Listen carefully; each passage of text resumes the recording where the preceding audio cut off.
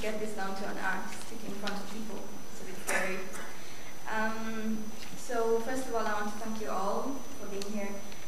It's really nice to see that the reason you're here is because you care and you want to make a difference, or use the toolkit to make changes or answer some questions you have, and that means you care. So thank you.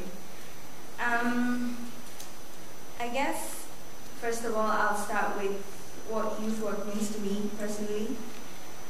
Youth work to me is about, to me as a participant, as the youth that you're talking about here, it means finding out who I am and being okay with who I am, and engaging, expressing, and letting other people hear my voice, which is really important. And I think and the NYCI for that opportunity. And it's really important to remember that the people you're talking about have voices as well, and sometimes the answer may lie with them.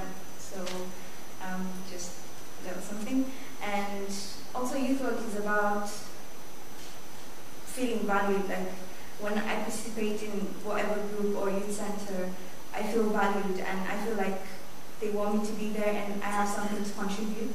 So I think that's really important to remember. And when you feel valued, you feel like you have something to contribute, and you go further on to come up with your great ideas. But if nobody really pushes you or encourages you, I think that's one of the things that makes people just not feel wanted or not pushed to do something or to even come into the doors, because they don't really feel like they're valued or like anybody wants to hear what they want to say. So I think having that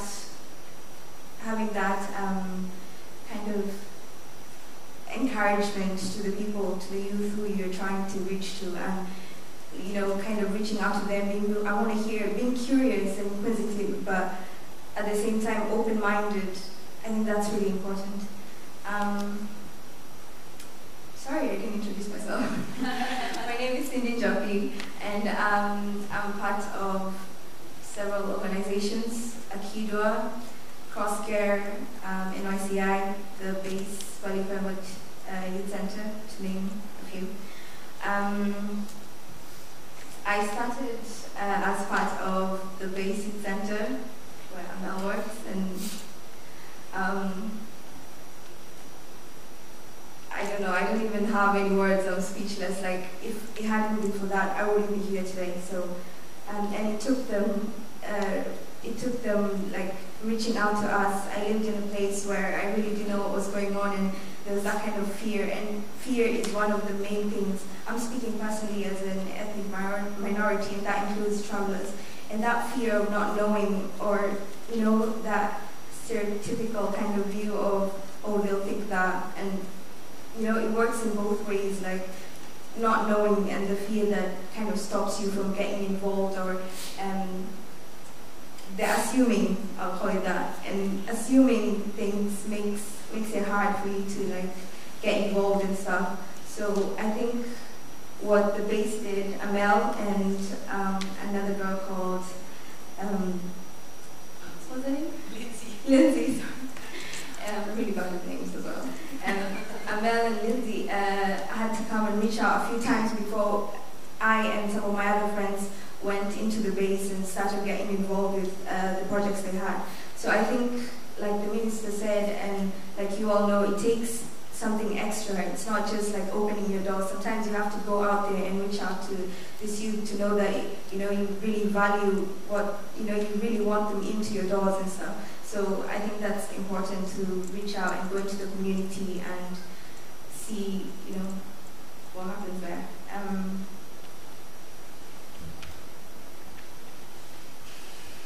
The lack of expectation.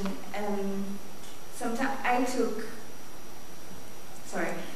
think it's really important to be challenged, to give, sometimes adults or older people assume that, oh, they can't do that, it's too high, it's too out of young people's intellects or whatever. I think it's really important to challenge youth, and fair enough, if they can't, it will be obvious and they'll say, okay, here, you can't do this, but it's important to challenge them, give them a microphone and tell them, oh, could you give us your experience or something, and you'll be amazed. So I think pushing and encouraging young people, and it's a shame that I've done a couple of these speeches and stuff, and I think it's a real shame that there are many other young people like me who are speaking out and giving their experiences, because I'm one person, I'm an individual, and what I go through is not the same as what the next person goes through. So I think it's really important to push and encourage young people to go further than they think they can go. I think also having a safe place, within your organization or youth center or whatever is really, really important, because when I went into the base, I became part of the base youth forum, and this was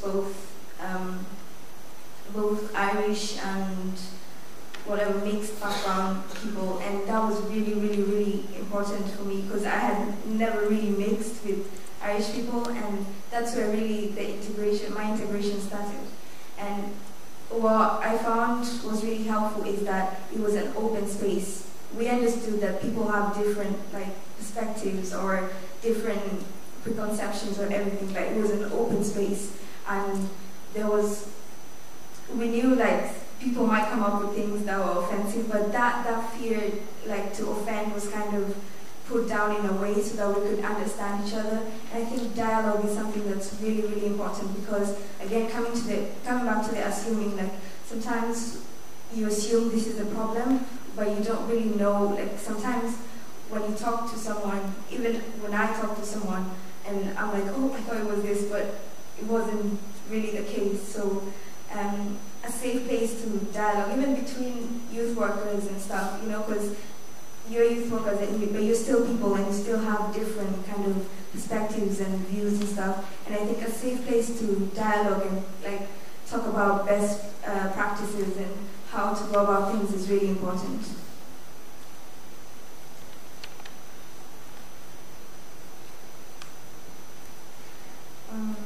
I think having role models, or having people that young people can aspire to, is really important.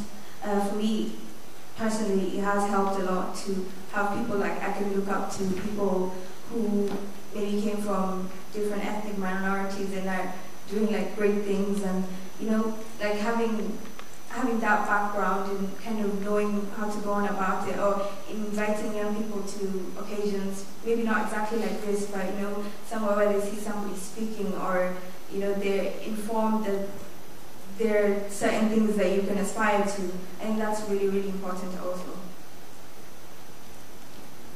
So just a few, pointers or something.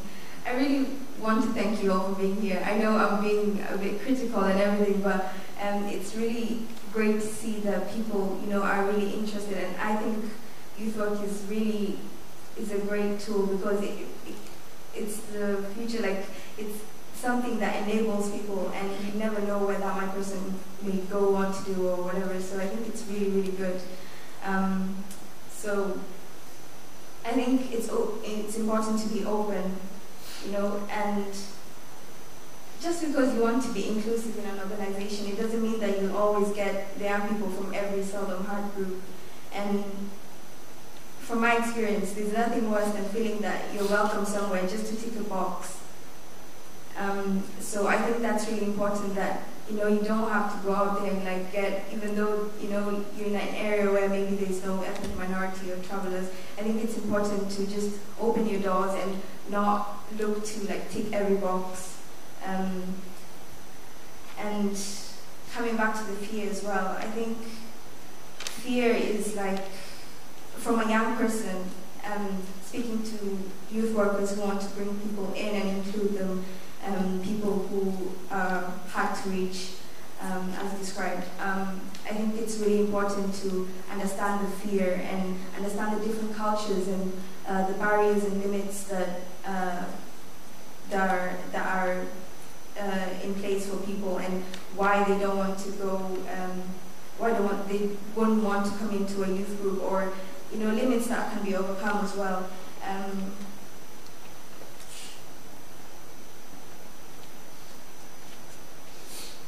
Also, the importance of recognizing that young people have multiple identities. Like, I might be an ethnic minority, someone from an ethnic minority background, but also I might be bisexual or something. So it's sometimes you might assume that a young person coming to your group is having problems because they're from an ethnic minority, but it might be because they're bisexual, or because of some other a mental health problem, for example, or also to understand that I might be from an ethnic minority, but I might describe myself as Irish as well, because I've lived here for a couple of years, and I feel that I'm Irish because I know Ireland better. And some people come here when they're small from whatever countries, but they have Irish accents and everything. So when the majority sees you as an ethnic minority, well, you yourself see yourself as Irish, it's kind of a difficult thing. Like, it's difficult to kind of go into somewhere where they're labeling you or something when you yourself identify yourself as something else. So those are just a few pointers that I've kind of picked up during the day.